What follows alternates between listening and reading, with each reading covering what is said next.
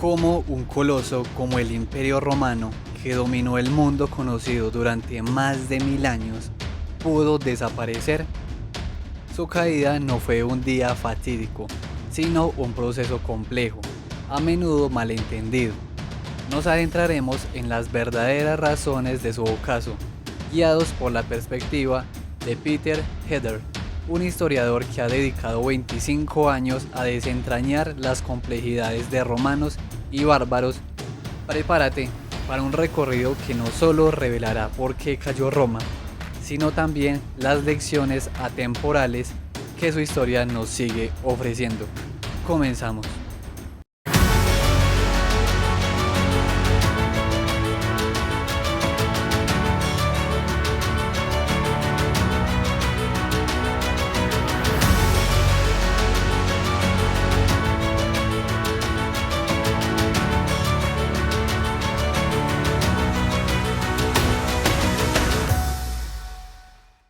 Los romanos.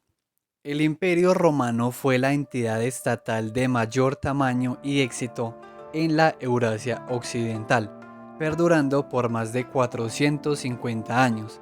Su vasta extensión cubría desde el Muro de Adriano en Britania hasta el Éufrates en Mesopotamia y desde el Rin hasta las montañas del Atlas en el norte de África. Esta longevidad y alcance lo posicionan como un caso de estudio irresistible. El dominio romano se fundamentó en una combinación estratégica de poderío militar y diplomacia. Sus ejércitos profesionales, con la legión romana como una formidable máquina no solo de combate, sino también de construcción, transformaron las victorias en dominación a largo plazo. No dudaban en aniquilar a quienes desafiaban sus reglas, como se vio en las campañas de Marco Aurelio y la batalla de Estrasburgo. La expansión de Roma, iniciada como una lucha local en Italia, abarcó el Mediterráneo tras las guerras púnicas y se extendió por Galia, el Danubio y Britania, estabilizando sus fronteras septentrionales a lo largo del Rin y el Danubio. Peter Heather subraya cómo la combinación de la fuerza militar y una hábil política de alianzas fue suficiente para edificar este colosal imperio. Un pilar del éxito romano fue la romanización, la adopción entusiasta del modo de vida y los valores romanos por los pueblos conquistados. Esto iba más allá del latín, implicaba aceptar un sistema cultural y educativo que los romanos consideraban superior. Ciudades y villas de estilo romano surgieron en territorios recién anexados y sus habitantes, en solo 2 a 4 generaciones, se esforzaron por vivir a la manera romana.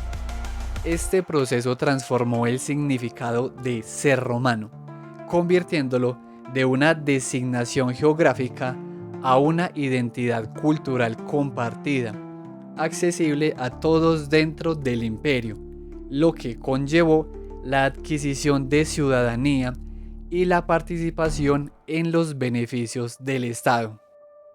Peter Heather destaca cambios cruciales en el imperio tardío, las crecientes amenazas externas, especialmente desde Persia con la agresiva dinastía sasadina en el siglo III y las presiones germánicas en el norte, forzaron un desplazamiento del eje estratégico.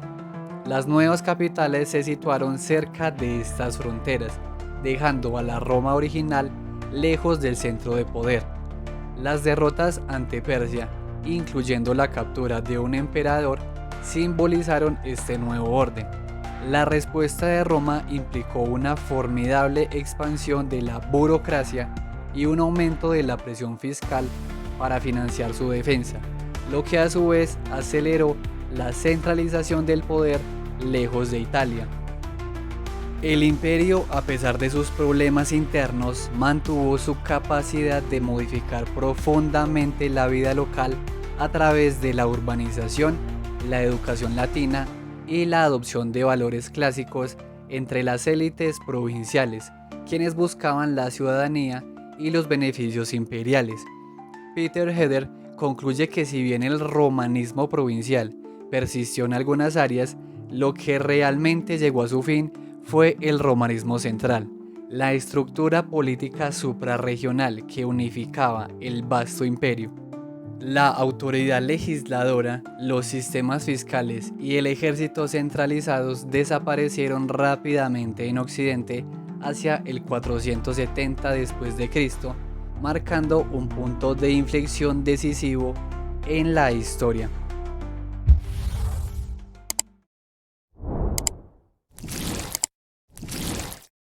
Los bárbaros. La comprensión de la caída de Roma ha evolucionado. La antigüedad tardía, o sea, del 300 al 600 después de Cristo, nos muestra un imperio romano tardío, no al borde del colapso interno, y un barbaricum, el mundo externo, mucho más complejo que una simple barbarie. Desde sus orígenes, Roma interactuó con poblaciones externas, a menudo con brutalidad. César, por ejemplo, aniquiló tribus enteras. Grupos germánicos también se enfrentaban entre sí y contra Roma en batallas brutales. Sin embargo, Peter Heder enfatiza que la interacción no fue solo militar, también había diplomacia, donde las victorias podían llegar a tratados de paz. En Oriente, el equilibrio de poder cambió drásticamente en el siglo III con la agresiva dinastía sasadina en Persia. Bajo Sapor I, infligieron humillantes derrotas a Roma, incluida la captura del emperador Valeriano, un símbolo impactante de la inversión de hegemonía.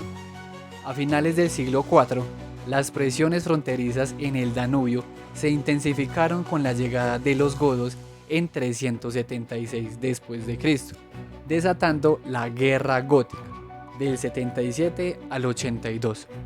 La desastrosa batalla de Adrianópolis en el 378 aniquiló un ejército imperial, otorgó a los godos el control de los Balcanes y pulverizó la imagen de invencibilidad romana. El siglo V trajo nuevas invasiones. En 406 después de Cristo, vándalos, alanos y suevos cruzaron el Rin, posiblemente huyendo de los hunos, devastando la Galia. La respuesta romana incluyó el uso de aliados bárbaros entre comillas. Peter Heder señala que la parálisis del centro imperial romano de Occidente hacia el 433 después de Cristo permitió a estos grupos y a los jefes locales usurpar el poder. El general romano Aecio, por ejemplo, que había sido rehén de godos y hunos, incluso usó tropas hunas contra otros bárbaros, ilustrando la complejidad de estas interacciones. El surgimiento del Imperio Huno tuvo un impacto devastador, forzando a Roma a aceptar enclaves bárbaros no sometidos y activando fuerzas centrífugas. Los hunos, liderados por Atila, construyeron un imperio de subyugación y extracción de recursos. Testimonios contemporáneos describen la precariedad en las regiones afectadas por los hunos y la mezcla cultural en su imperio. Así como otros lugares como Grecia, por ejemplo, los romanos llamarán bárbaros a todo aquel que no fuera romano. La caída del Imperio Huno liberó a muchos grupos, reconfigurando el poder y las alianzas. El colapso de la autoridad central romana en Occidente debilitó las defensas, facilitando los ataques. Peter Heder explica que los nuevos reinos bárbaros generalmente mantuvieron la distribución de la propiedad, permitiendo a la élite romana conservar su posición social. Sin embargo, hubo excepciones como el reino vándalo en África, donde Gisserico realizó confiscaciones masivas, evidenciando la variabilidad de estas nuevas relaciones. Los límites del imperio. Peter Heder explora las limitaciones fundamentales del gobierno central romano, inherentes al sistema en todas las épocas, no solo en su fase tardía. Una limitación crucial era la primitiva tecnología burocrática. La dificultad para procesar información y las comunicaciones básicas restringían la capacidad del emperador para intervenir en la vida local. El Estado era principalmente reactivo, moviéndose por intereses externos o peticiones de grupos que buscaban beneficiarse de su poder. Ante estas limitaciones, el Estado subcontrataba funciones vitales. La recaudación de impuestos es un ejemplo clave. El gobierno central asignaba sumas globales, pero dejaba a las ciudades la tarea de determinar y recolectar las cuotas individuales. Las comunidades locales mantenían un autogobierno considerable, siempre que cumplieran con sus obligaciones fiscales. Esta dinámica, mezcla de la imposibilidad logística del centro para microgestionar y su autoridad legal e ideológico, permitía a individuos y comunidades invocar el poder imperial para sus propios fines. En el ámbito económico, Peter Heather sugiere que la mayoría de las provincias operaban cerca de su máxima productividad. Esto impedía un aumento rápido de la producción o de la recaudación fiscal para financiar necesidades adicionales como un ejército más grande para el frente persa. La economía se mantenía en un nivel cercano a la subsistencia. Las limitaciones políticas también eran significativas. El impacto entre Roma y las élites locales era sencillo: protección militar y jurídica a cambio de impuestos. Sin embargo, si el Estado central se debilitaba, estas élites, cuya riqueza dependía de la tierra, tendían a negociar con las potencias bárbaras emergentes. Esta vulnerabilidad fue crucial en el colapso en algunas regiones.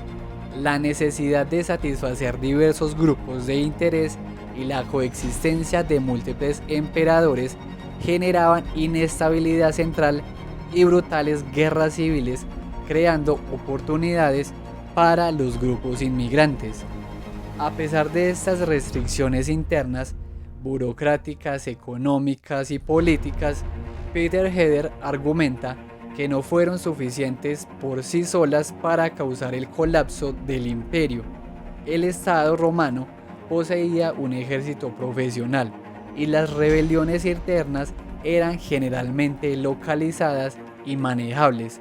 Para una desintegración por causas internas, habría sido necesaria una rebelión masiva y simultánea, algo de lo que no hay indicios.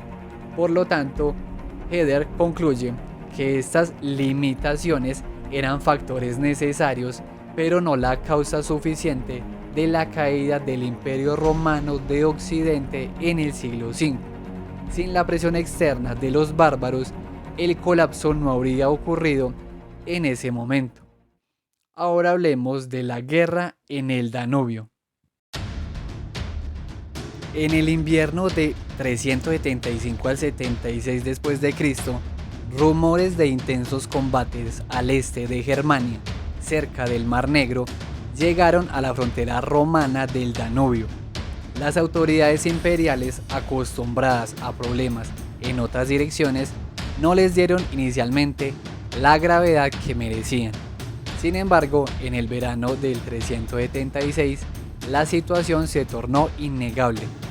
Una vasta multitud de godos, huyendo de la presión de los hunos que habían irrumpido en el norte del Mar Negro, apareció en la orilla norte del Danubio solicitando asilo en territorio romano. Cientos de miles de personas, con sus carros y pertenencias, buscaban refugio, forzados a abandonar un mundo que se volvía cada vez más inseguro. La gestión de esta crisis fue desastrosa. El comandante romano Lupicino, ante la escasez de alimentos y la creciente hostilidad, desvió fuerzas para trasladar a los tervingos a Marcianópolis. Este movimiento permitió que un segundo grupo, los greutungos, cruzara el río sin oposición. La tensión culminó en un fatal banquete donde Lupicino invitó a líderes godos, mientras, fuera de la ciudad, estallaron violentos enfrentamientos entre soldados romanos y la multitud bárbara, haciendo la lucha inevitable. Lupicino ordenó la matanza de los guardias godos, exacerbando la furia y desatando una masacre caótica. Peter Heder nos explica que estas hostilidades a gran escala marcaron el verdadero inicio de la Guerra Gótica.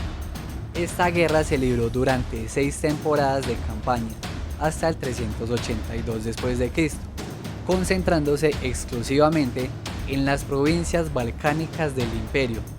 A pesar de su inexperiencia en asedios, los godos se vieron frenados por las sólidas fortificaciones romanas. Un enfrentamiento clave fue la batalla de Ad-Salices en el 377, descrita como un sangriento embate, con grandes pérdidas para ambos bandos. La contienda culminó el 24 de agosto del 378, con la cataclísmica batalla de Adrianópolis, donde el emperador Valente perdió la vida y un ejército romano fue aniquilado. Los godos obtuvieron control efectivo de los Balcanes y la reputación de invencibilidad del imperio se desmoronó. A pesar de la magnitud de la derrota, el imperio no colapsó. La guerra afectó principalmente a los Balcanes y las élites romanas se refugiaron en ciudades amuralladas. Los emperadores lograron mantener el control de las ricas regiones intactas del oriente. La guerra gótica finalmente terminó con un tratado de paz en el 382, que otorgó a los tervingos y greutungos términos relativamente generosos para asentarse en los Balcanes. Eventos posteriores, como el intento de cruce de otro grupo de greutungos en el 386, fueron derrotados y asentados en Asia Menor bajo condiciones más duras. Los godos, ya asentados en los Balcanes, se vieron envueltos en guerras civiles romanas y revueltas, hasta que finalmente se unieron bajo la figura de Alarico, formando un grupo político godo más grande y cohesivo, presagiando nuevos desafíos para Roma. La ciudad de Dios. El saqueo de Roma en 410 d.C. por los godos de Alarico fue un evento trascendental. Para entenderlo, Peter Heder nos remonta 2 décadas atrás, al periodo posterior a la batalla de Adrianópolis, cuando el emperador Teodosio I estableció la paz en los Balcanes. El contingente visigodo que irrumpió en Roma se había unificado bajo Alarico en el 395, amalgamando a los tervingos y greutungos que habían cruzado el Danubio, junto con otros supervivientes de ataques bárbaros. Curiosamente, este saqueo fue de los más civilizados de la historia. Los godos de Alarico, siendo cristianos, respetaron basílicas como la de San Pedro y San Pablo, declarando las zonas de refugio. Aunque saquearon mansiones senatoriales y tesoros, el daño estructural fue mínimo. La mayoría de los monumentos permanecieron intactos, solo despojados de bienes muebles. La hermana del emperador Honorio, Gala Placidia, fue capturada, pero la destrucción no fue total. Peter Heder sostiene que Alarico no buscaba la aniquilación de Roma. Sus godos habían acampado fuera de la ciudad desde finales del 408 y, si hubiera querido, podría haberla tomado antes. Su objetivo era presionar al Estado romano para que reconociera el estatus de los godos y formalizara su relación, basándose en el Tratado de 382. El saqueo sirvió como una compensación a sus seguidores por su lealtad ante la frustración de sus planes diplomáticos. El impacto del saqueo fue inmenso. Fue el catalizador para que San Agustín escribiera su obra cumbre, La ciudad de Dios. Sus primeros libros publicados en el 413, respondían a las críticas paganas que atribuían la desgracia de Roma al cristianismo. Agustín refutó esos argumentos, señalando que el imperio había sufrido numerosos desastres mucho antes de la llegada de Cristo. Agustín desarrolló el concepto de las dos ciudades, la terrenal y la celestial. Explicó que Roma, a pesar de su grandeza, era una ciudad terrenal más. Su éxito no se debía a una moral particular ni a una legitimidad divina exclusiva. Incluso la virtud romana antigua la atribuyó a la presión de guerras externas. Para las personas de la ciudad celestial, la lealtad a cualquier realidad terrenal es efímera. Peter Heder subraya que Agustín no proclamó el fin del imperio con este evento. Posteriormente al saqueo, Roma estableció una alianza militar con los godos para enfrentar a vándalos, alanos y suevos en Hispania desde el 416. Las interacciones de figuras romanas como Sidonio Apolinaris con los reinos bárbaros de la Galia ilustran la persistencia de las estructuras romanas locales y una compleja coexistencia. Poemas como el de Rutilio Namasiano reflejaban las dificultades, pero también una fe en la grandeza perdurable de Roma y su capacidad para recuperarse de los reveses. El puntal de África. El Imperio Romano de Occidente estaba a punto de sufrir un golpe devastador, la pérdida de su joya de la corona, el norte de África. Esta región era vital. Para el siglo IV después de Cristo se había transformado en el corazón económico del occidente romano, el granero que suministraba a Roma vastas cantidades de grano, hasta 2/3 de las necesidades de la capital. Cartago, su metrópoli principal, era un pilar cultural y económico, contribuyendo formidablemente a las arcas imperiales. Peter Heder subraya la ironía de que la antigua rival Cartago fuera ahora tan indispensable. La seguridad de esta región era por tanto crucial. La amenaza llegó con la coalición de vándalos y alanos. Tras cruzar el Rin en el 406 y saquear Hispania, este grupo, liderado por Gisserico, decidió trasladarse al norte de África en busca de seguridad y tierras fértiles. En mayo del 429 emprendieron la expedición desde el sur de Hispania, probablemente cruzando el estrecho de Gibraltar hasta Tánger, una zona menos defendida y administrativamente ligada a Hispania. Tras el desembarco, la coalición vándala avanzó lentamente hacia el este. El general romano Bonifacius intentó detenerlos cerca de Numidia, pero fue derrotado y sitiado en Hippo Regius, mientras los vándalos devastaban la región avanzando hacia Cartago. La conquista vándala culminó con la toma de Cartago en septiembre del 439. Peter Heder destaca el impacto de los tratados posteriores.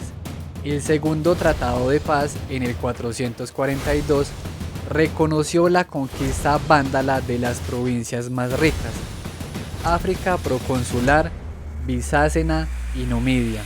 Gisserico procedió a confiscar propiedades de senadores romanos en África para asentar a sus seguidores. Un desastre económico y personal para muchos terratenientes, a pesar de los esfuerzos del Estado romano por mitigar la situación. La pérdida del norte de África tuvo consecuencias catastróficas para el Imperio de Occidente. Significó la evaporación de una parte masiva de sus ingresos esenciales, lo que redujo drásticamente su capacidad para financiar el ejército. Se calcula que esta pérdida de ingresos impidió mantener a decenas de miles de soldados.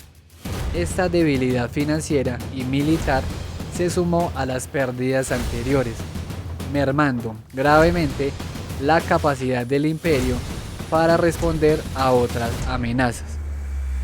Tanto el Imperio de Occidente como el de Oriente intentaron recuperar la región. Entre el 440 y el 41, una gran fuerza conjunta se preparó en Sicilia, pero la expedición fue abortada por una invasión de Atila en los Balcanes. Intentos posteriores, como los liderados por Mayoriano en el 461 o la Gran Armada Oriental en 468, también fracasaron. La pérdida de África fue un agujero negro financiero del que el Imperio de Occidente jamás se recuperaría. Ahora hablemos un poco de Atila el Huno. Durante más de una década, entre el 441 y el 53, Europa tembló bajo el dominio de Atila. El líder huno, conocido por sus contemporáneos cristianos como el azote de Dios, sus campañas militares no tuvieron precedentes en su envergadura y devastación. El imperio de Atila se construyó sobre la conquista y la intimidación. Los grupos no hunos no se unían voluntariamente, sino que eran forzados a formar parte de su vasta coalición. Sus ejércitos eran compuestos incluyendo contingentes de alanos, esiros y una mezcla de otros pueblos germánicos. Esta diversidad llevó a que los hunos adoptaran costumbres de sus vasallos, haciendo difícil distinguirlos en los registros arqueológicos. El poder de Atila se centralizó en la gran llanura húngara. El historiador Prisco, que visitó la corte de Atila en una embajada romana en el 449, nos dejó valiosos detalles. Según descripciones, Atila era de estatura baja, ancho de pecho y con rasgos típicamente hunos. A pesar de su inmenso poder, Prisco observó que Atila vivía en una simplicidad sorprendente, contrastando con la ostentación de sus invitados. La embajada romana del 449, en la que Prisco participó, buscaba aplacar a Atila y negociar sobre fugitivos y una franja de tierra. La misión se encontró con una hostilidad inesperada. Los mensajeros de Atila parecían conocer sus intenciones. Un incidente clave ocurrió cuando el intérprete Vigilas ofendió a los hunos al comparar al emperador con un dios y a Atila con un simple hombre, lo que provocó la ira del líder huno. Las campañas militares de Atila tuvieron un impacto decisivo en el Imperio Romano. En el 451 dirigió un enorme ejército hacia la Galia, sitiando Orleans. Allí se enfrentó a una coalición de fuerzas romanas y visigodas en la batalla de los Campos Cataláunicos. Este sangriente embate, donde el rey visigodo Teodoredo murió, fue la primera gran derrota de Atila, forzándolo a una retirada. El general romano Aecio fue crucial al reunir la coalición que salvó la Galia. Al año siguiente, en el 452, Atila atacó Italia, cruzó los Alpes, asedió y tomó rápidamente Aquileia, llegando hasta Milán. Finalmente se retiró a Hungría tras un encuentro con una embajada que incluía al Papa León Magno, aunque las razones exactas de su retirada siguen siendo debatidas. La muerte inesperada de Atila a principios del 53, tras una hemorragia en su noche de bodas, fue un punto de inflexión. Peter Heder enfatiza que la muerte de Atila provocó el colapso de su vasto imperio en solo 20 años, liberando a los pueblos vasallos. Estos grupos, como los godos de Balamiro, recuperaron su independencia, continuando sus interacciones con el Imperio Romano y en ocasiones invadiéndolo para obtener subsidios, lo que siguió siendo un factor desestabilizador. El hundimiento del Imperio Huno. Tras la muerte de Atila, el formidable imperio que había forjado se desvaneció con una rapidez asombrosa. En apenas 16 años, los hunos pasaron de ser una superpotencia europea a buscar asilo en el Imperio Romano de Oriente. Peter Heder explica que la causa fundamental de este colapso fue la creciente incapacidad de los sucesores de Atila para mantener el control sobre los pueblos vasallos. Estos grupos, mayormente germánicos, no se habían unido voluntariamente a los hunos, sino que fueron subyugados por la conquista y la intimidación. La estructura del Imperio Huno, basada en la incorporación de gentes más que de territorios, era intrínsecamente inestable, plagada de tensiones entre gobernantes y gobernados. El poder de Atila dependía de la victoria militar y de un flujo constante de oro proveniente del mundo romano, obtenido a través de tributos, botines y rescates. Este oro permitía centralizar el poder y recompensar a los jefes vasallos. Sin embargo, esta dependencia de la guerra y el oro significaba que el imperio estaba abocado a guerrear. Los reveses militares de Atila en la Galia e Italia pudieron haber dañado su reputación y reducido el flujo de oro, generando inquietud entre sus vasallos. La muerte inesperada de Atila en el 53 y la subsecuente guerra civil entre sus hijos ofrecieron a los pueblos vasallos la oportunidad perfecta para recuperar su independencia. El proceso de extinción del dominio huno en la gran llanura húngara se produjo gradualmente, transformando las luchas por la independencia en una pugna por la hegemonía regional entre los recién liberados. Las repercusiones de este colapso fueron profundas para el Imperio Romano. Para el Imperio de Oriente significó tener que lidiar con las consecuencias directas de la desmantelada maquinaria bélica de Atila, incluyendo nuevas invasiones de sus hijos y facciones que buscaban subsidios.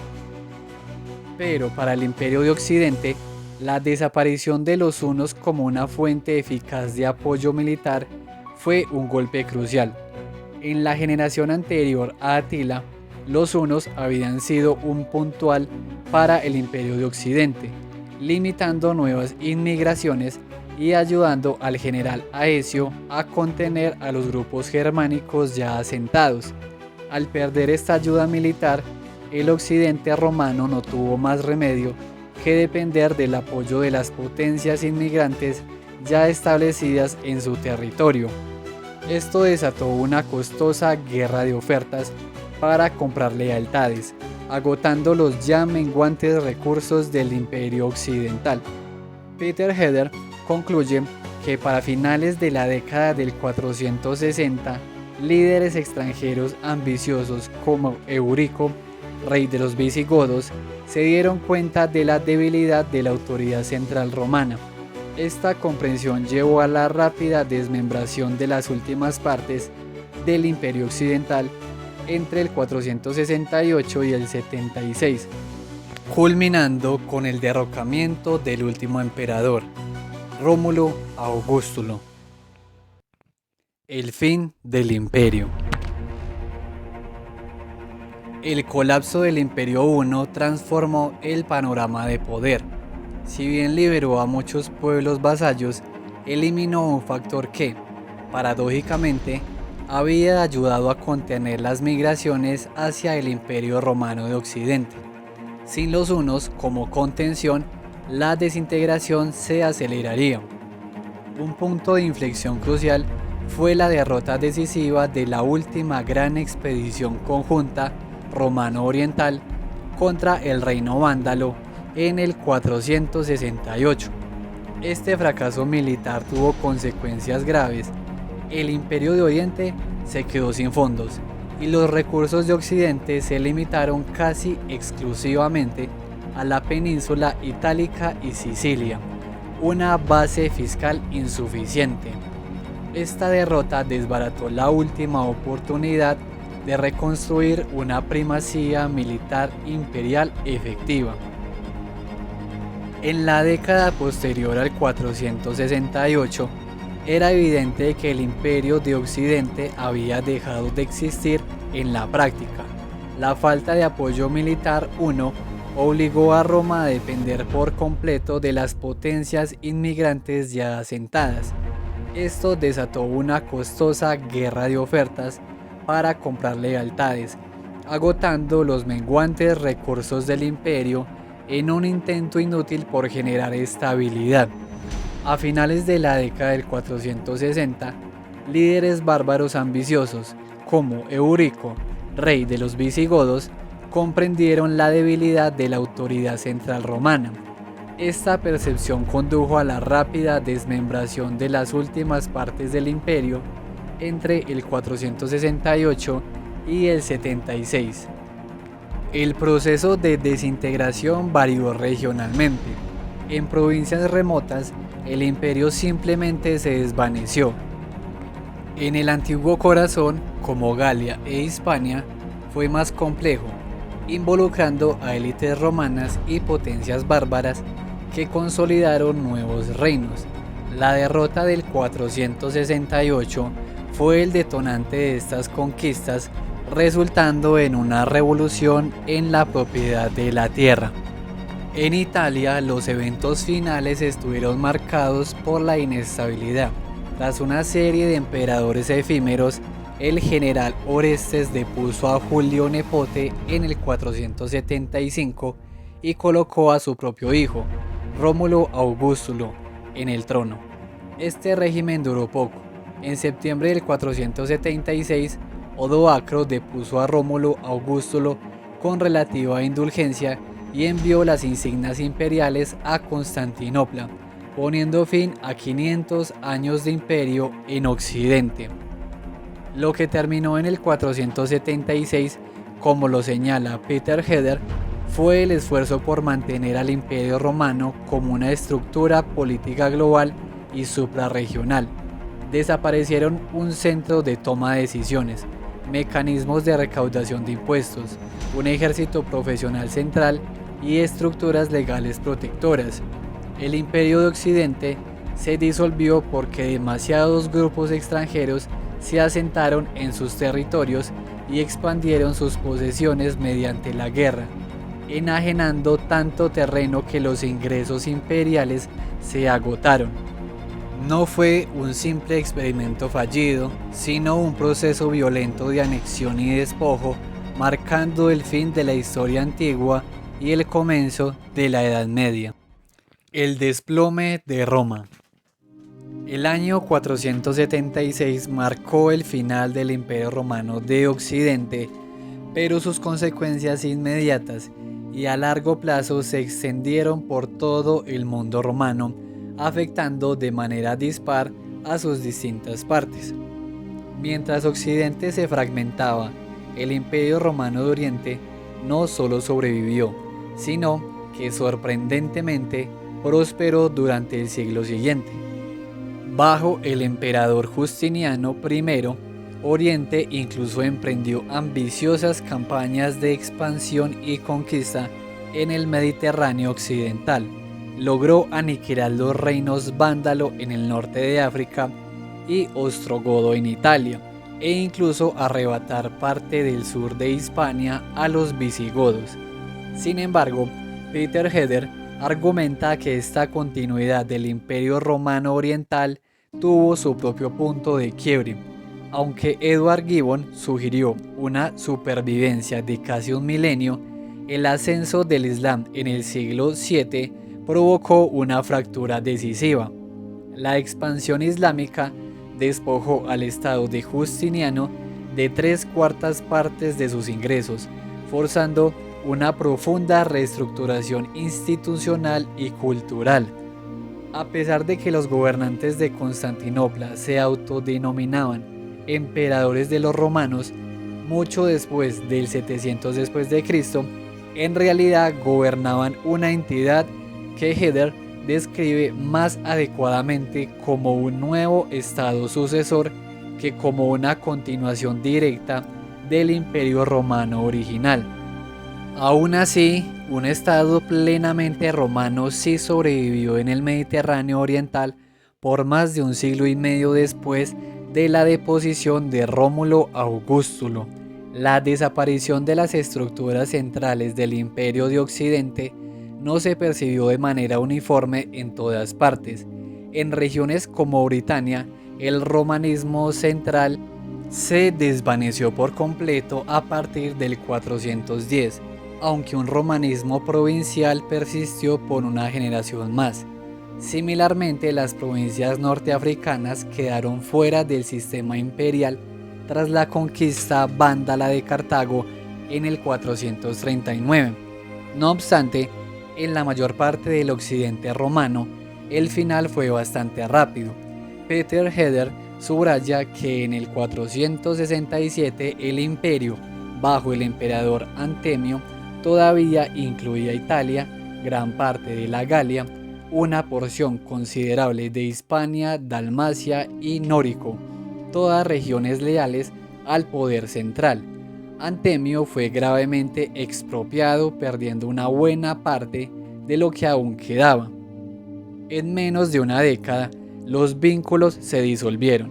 Para el 476 el Imperio de Occidente se había fragmentado en una constelación de estados independientes.